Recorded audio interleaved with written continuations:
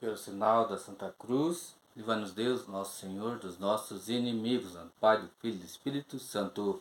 Amém. Que a paz de nosso Senhor Jesus Cristo, o amor de Maria Santíssima e o fogo do Espírito Santo esteja com vocês, meus irmãos e minhas irmãs, nesse dia 17 de dezembro de 2025. Seja bem-vindo, meu irmão, seja bem-vindo, minha irmã, a esse canal, a qual fazemos a leitura diária da Palavra de Deus. Hoje, capítulo 22 do Evangelho de São Lucas. Já deixa separada aí a sua Bíblia para estar acompanhando a leitura comigo, meu irmão, minha irmã. Já vamos elevar nosso pensamento a Deus e aclamar sobre nós, sobre esse momento com a palavra, a presença do Espírito Santo.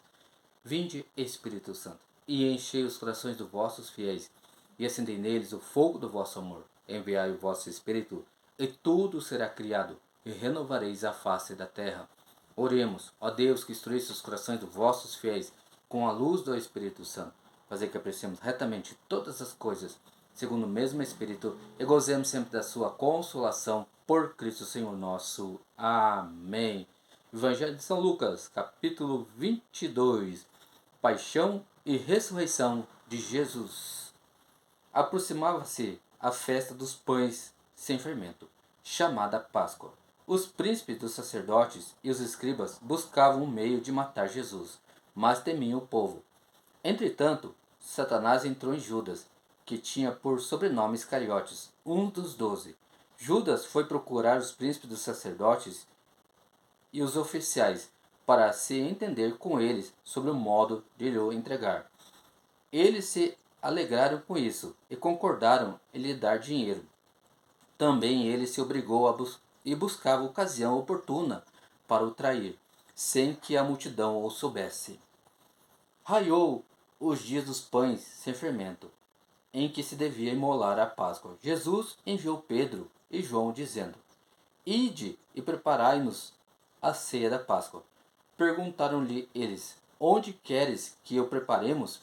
Ele respondeu: Ao entrardes na cidade, encontrareis um homem carregando uma bilha de água.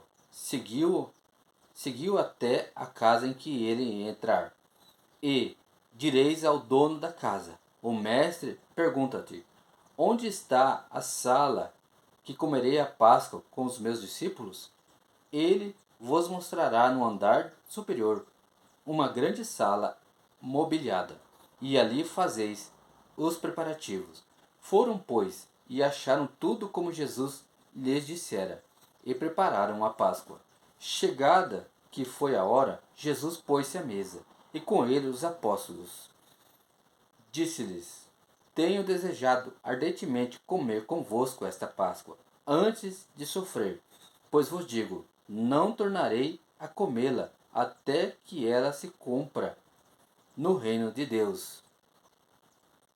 Pegando o cálice, deu graças e disse: Tomai este cálice e distribuí-o entre vós, pois vos digo, já não tornarei a beber do fruto da videira, até que venha o reino de Deus. Tomou em seguida o pão e, depois de ter dado graças, partiu-o e deu-lhe, dizendo: Isto é meu corpo, que é dado por vós.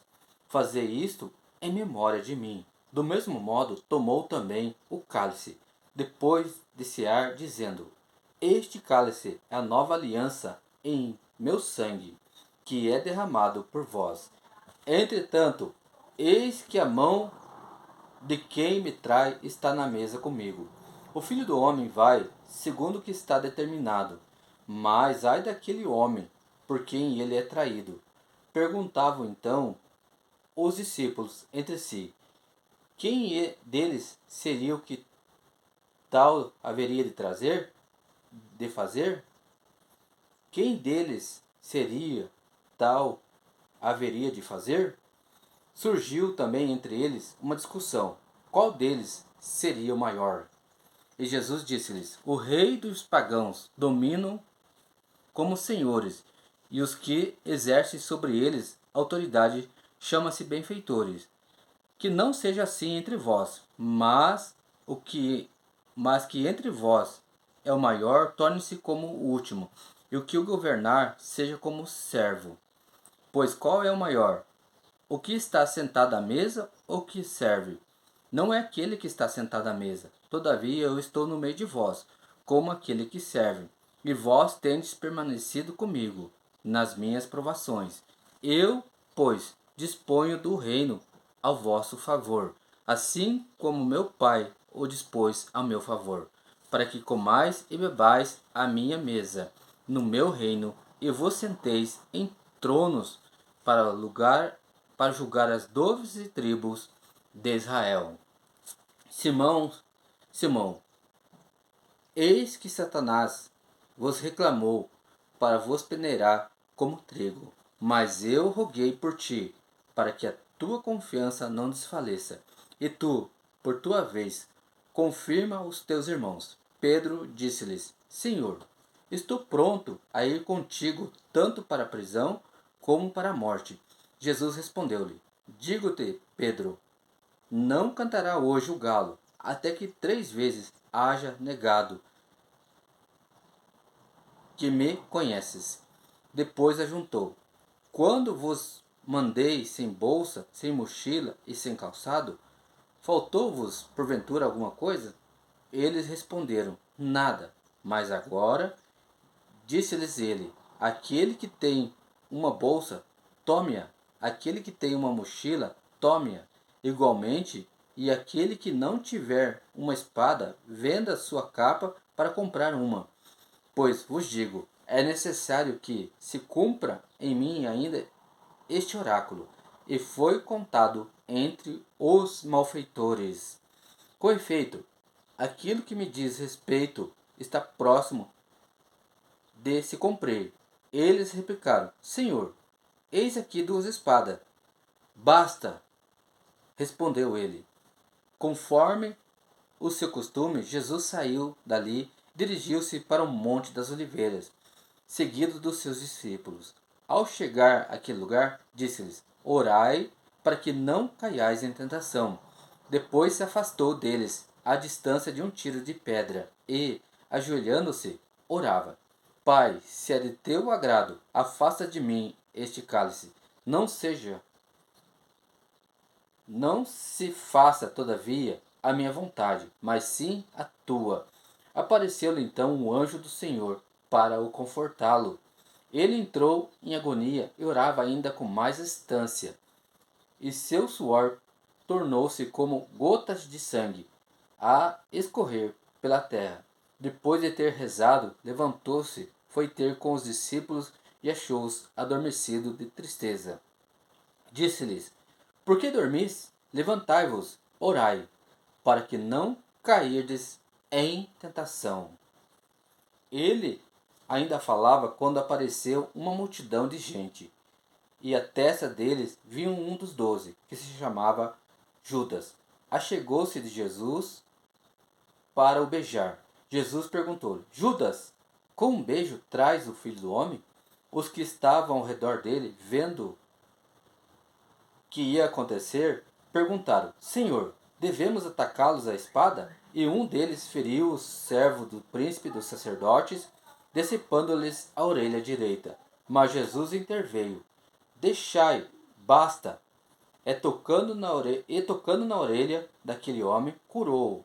Voltando-se para os príncipes dos sacerdotes, para os oficiais do templo e para os anciãos que tinham vindo contra ele, disse-lhes: Saístes armado de espada e cacetes, como se viesses contra um ladrão.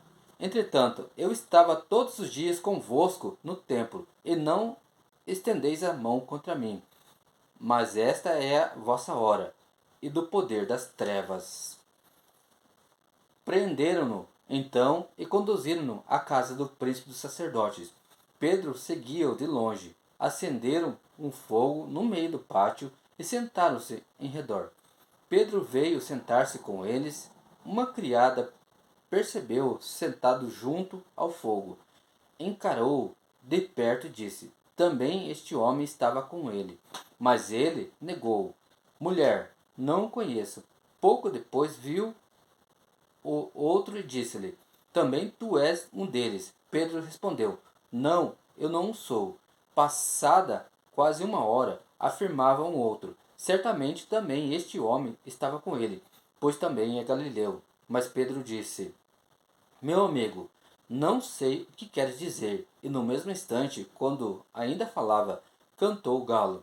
Voltando-se o Senhor, olhou para Pedro. Então Pedro se lembrou da palavra do Senhor.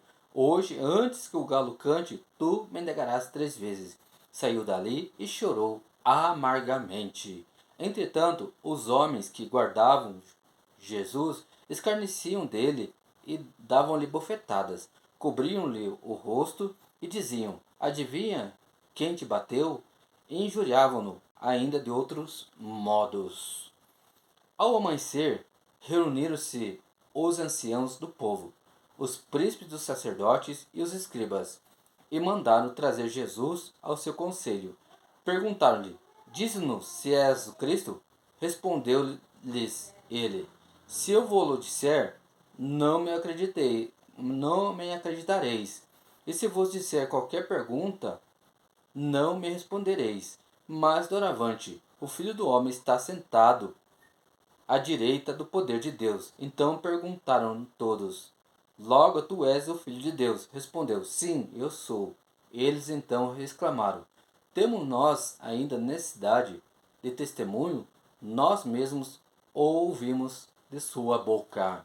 Palavra da salvação, glória a vós, Senhor. Deus abençoe meu irmão, Deus abençoe minha irmã. Pai, do Filho e do Espírito Santo. Amém.